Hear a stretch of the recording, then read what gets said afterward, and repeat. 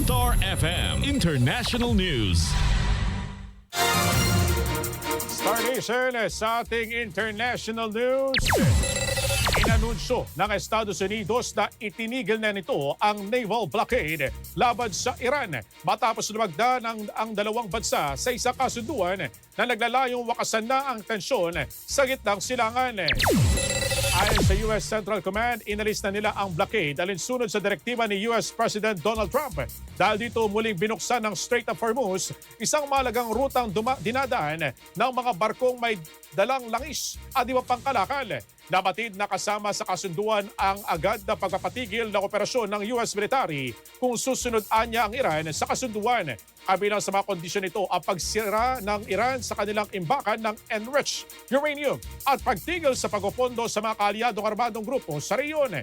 Bagamat ay sasakatuparan na ang kasunduan, duda naman dito si Iran Supreme Leader Mojtaba Khamenei. Anya, hindi siya lubos na sang-ayon sa kasunduan, ngunit pinayagan niya itong ituloy matapos makatanggap ng mga katiyakan mula sa kay Iranian President Masoud Pezeshkian. Sinabi pa ni Khamenei na hindi porket natuloy ang kasunduan ay susunod na ang Iran sa ilang mga negosasyon nito sa Estados Unidos. Samantala, sinabi ni Trump na inaasahan niya susundin ng lahat ng panig ang tigil putukan upang magpatuloy ang usapang pangkapayapaan.